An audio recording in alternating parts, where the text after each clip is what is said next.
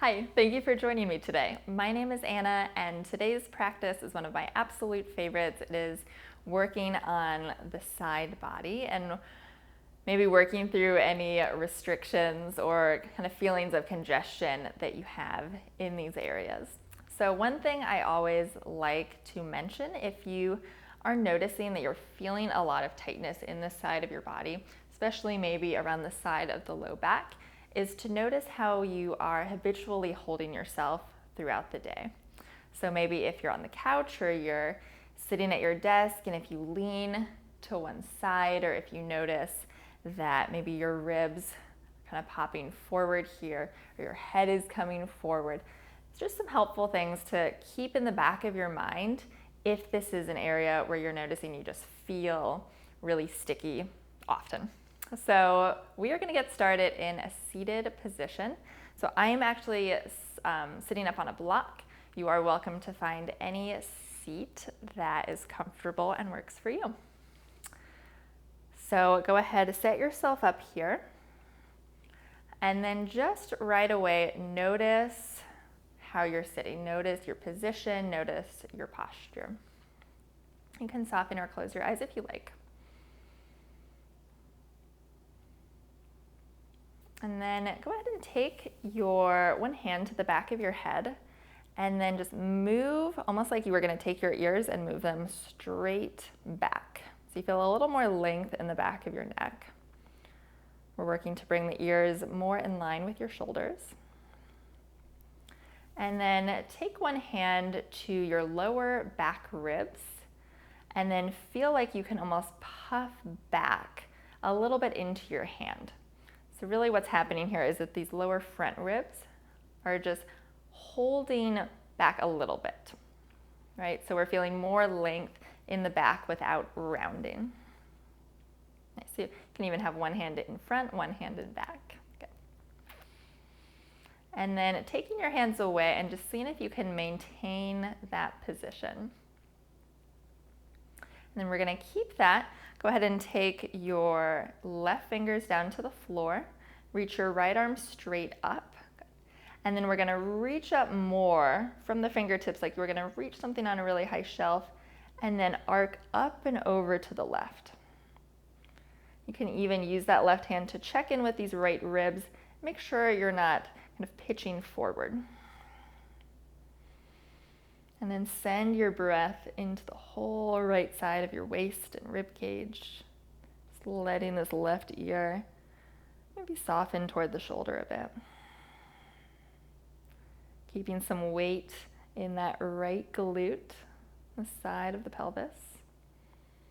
And then we'll lift back up, switching sides. Right fingers can come down to the floor. Left arm reaches straight up. And then without letting the ribs poke forward, reach up more from the fingertips, and then arc up and over to the right. Feel how we're not collapsing into the right side, but it's a lift in the left side. Just letting that right ear soften toward the shoulder a bit, keeping some weight in that left hip. And use your breath, just opening up a little more space in that left side. You can always check in with the right hand on the left side of the ribs. And then nice and easy, we'll lift back up. We're going to come around into a quadruped or tabletop position on your hands and knees. And snugging the knees in maybe a little bit more than you think you need to. Good. So notice as we go into these cat-cows that there's a little bit of tone, right, in the abs, around the ribs, so we're not just totally sinking down into it. So as you inhale, come forward into our cow pose. And then exhale, push the floor away, lifting into your cat. So keep going there on your own with your breath, still maintaining some of that length in the back of the neck. Notice that as we come down into our cow, we're pulling the shoulder blades toward the floor, really securing them on the back ribs there. And not just completely letting the belly and the ribs sag toward the floor. And then we'll come back to neutral here and just feel that same action of the back of your skull now lifting up toward the ceiling. The lower front ribs are hugged in without rounding your back. So we're keeping that length in the spine, zipping up in the pubic bone. It's beautiful. And then take your right fingers, walk them over to the kind of that front left corner of your mat. And then lift, kind of puff up into this right side of your rib cage. You can let your head release there a bit. Good. So still holding the ribs up, and then direct your breath into that right kind of side of the low back.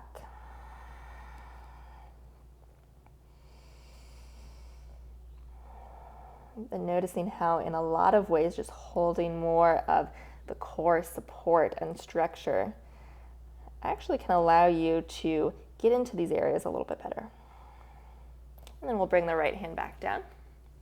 Left fingers walk to the front right corner of the mat, and then kind of puff up into this left side of the waist, holding those ribs up.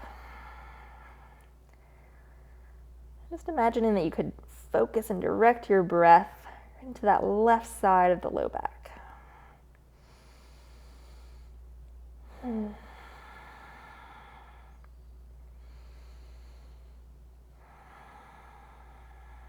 Last breath there.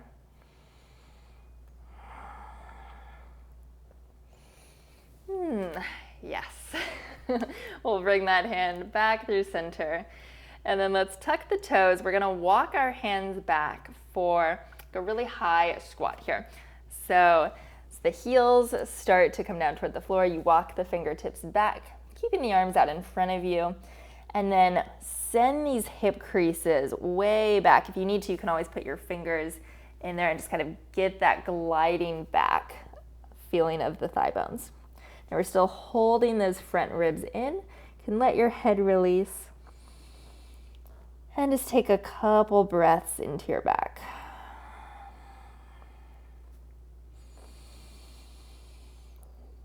And just imagining you could almost like spread the tissues of your back there using your breath.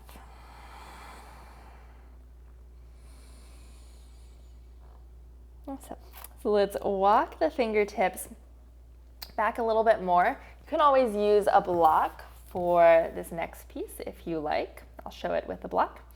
You're gonna lift your left heel up, but push into your right big toe mound. Your right hand is down, block or floor underneath you, and then turn your ribs to the left and pick up your left elbow. You can let your head release, and then just like we did before, almost puff up into that left side of rib cage. Send your breath there. Keep your weight centered over that right foot. And then we'll switch sides. So block under your left hand. We're gonna lift the right heel up. And then the right elbow will lift up there. Keep pushing down into that left big toe mound.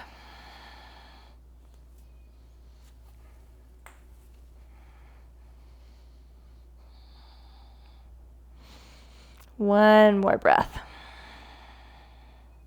I think I just did that backwards, but that's okay. We'll get it right on the second go around. So now we're gonna turn to the right, facing the back of the mat with a crossed ankle forward fold. Now step your left foot back, lower your knee, and come up into a 90-90 lunge. So let's bring your right hand back to your sacrum, and your left arm reaches straight up. Nice. So feel, you can almost lengthen your tailbone down with that back hand, and then reach up more from those left fingertips, and imagine that you are reaching up all the way from the front of your left hip. You can always give a little tap to this left glute with your right fingers, and you want to feel some work there. So that left glute is working to support your pelvis. You can even reach up and over a little bit without letting that left hip dip to the side. We'll come back up through center. Left hand comes down, floor or block under your shoulder. And then we're gonna hold this left shoulder onto your ribs as we rotate the sternum to the right, reaching the right fingers up. Good. Notice that that left shoulder is not dipping forward. And even here you can feel a little bit of a lift up into the right side of the rib cage. Breathe into it.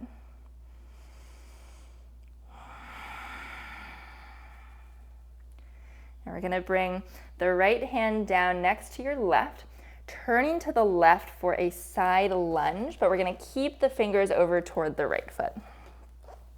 And then sit this left hip crease back without letting the knee come forward. So the hip moves back and then you're arcing up and over toward that right foot.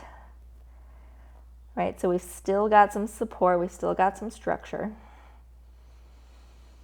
And then breathe into that whole left side of the waist. And if you like, you can pulse back into that left hip a little bit. Your hands could always be on blocks for this one. Big move.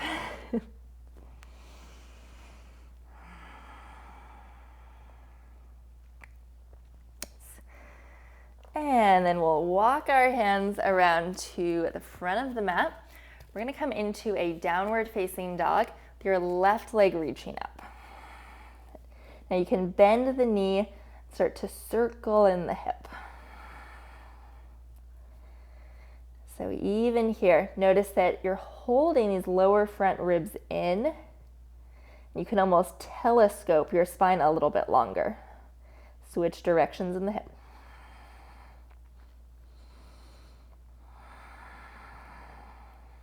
Nice. We'll step the left foot down and then walk your fingers back for that high squat again. So hip creases are moving back. You can have your fingers there, letting the head release, and breathe into your back. Maybe give your head a little shake side to side. And then walk your fingers back a little bit more. You can have your hand on the block.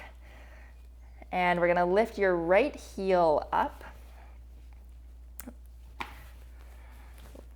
Right heel up, let's see, left hand is down, and then pick up your right elbow. Little brain teaser here. And let your head release. And then right heel lowers. Block can be in the right hand. Left heel lifts. And then left elbow reaches up.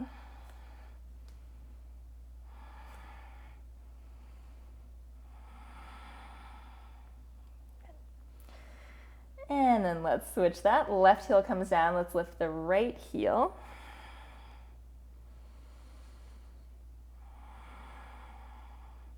Right heel lowers, left heel lifts. Left hand down. Let's lift the right elbow.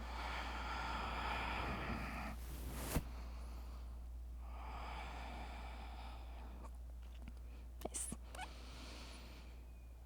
And then we'll bring the right hand down, the left heel down. Turn to the left for a crossed ankle forward fold facing the back of the mat. And then we'll step the right foot back, lower the knee, and come up for a 90-90 lunge. Good. So let's take the left hand behind your sacrum, reach the right arm straight up toward the ceiling. You can lengthen the tailbone down and feel the front of the right hip lifting up as you reach those right fingers higher. Almost like you were pulling all the way from the front of that right hip. Can give that right glute a little bit of a tap. And just make sure that it's working there. If you like, you can lift up and over a little bit without letting that right side of the pelvis kind of sag over to the right. Beautiful. Let's bring your right hand down, floor or block underneath your shoulder. So as you turn your sternum and your ribs to the left, notice that right shoulder doesn't dip forward. The left arm can reach straight up. And then just feel like you can lift into this left side waist, left side of the low back. Find your breath. Maybe just let your neck relax there. Holding that right shoulder blade on your back ribs. Now we're going to bring the left fingers down to the floor, turning to the right for your side lunge, but that your hands will stay over toward your left foot. Okay. So sit back into this right hip crease, and then you're arcing your ribs up and over to the left. So still feeling that work of the core, holding the ribs in, keeping the support as we just open up a little bit more space. If you want to pulse back into that right hip, that can feel really nice.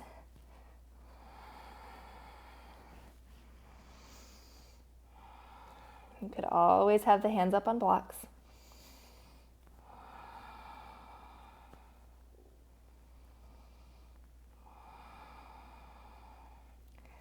And then we'll walk our hands around to face the front of the mat, coming into downward facing dog with the right leg reaching up. So you can bend the knee, start to circle in the hip. So holding the lower front ribs up, holding the armpits up away from the floor, but feeling the length in your spine. Switch directions in the hips, or in that right hip.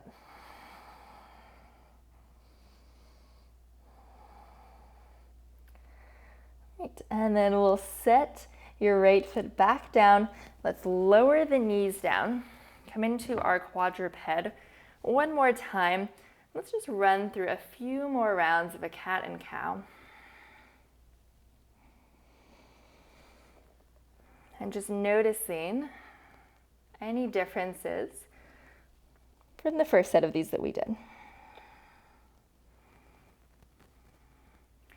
And maybe you even move a little bit side to side here. That's it.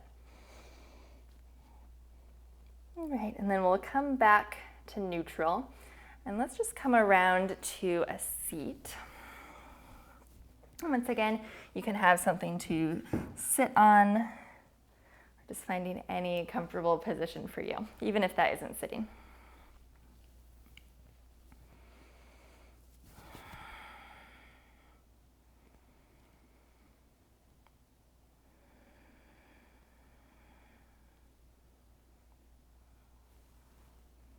Just taking a minute or so here just to once again revisit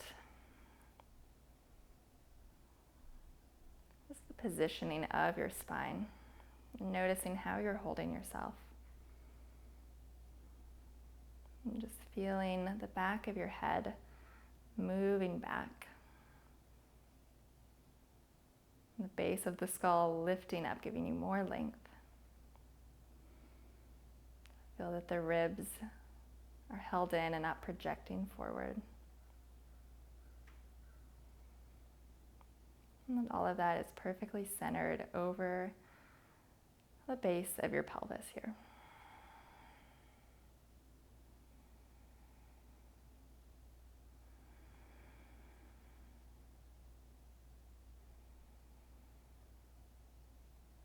And then filling up that container with your breath.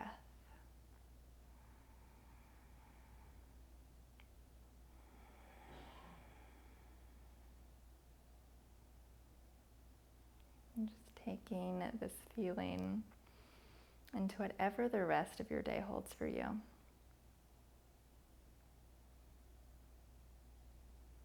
Just letting it inform your habits and your patterns.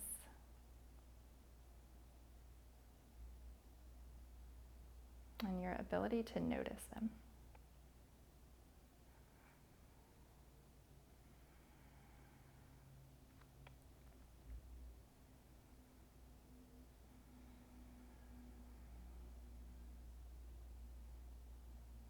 So if your eyes are closed, you can gently blink them open. Wonderful, wonderful job today. Really appreciate you spending your time with me, your energy with me. As always, it helps me out a ton if you enjoyed this class, if you would give it a thumbs up and hit the subscribe button and turn on notifications so that you are not missing classes that I post. I look forward to seeing you back next time. Bye-bye.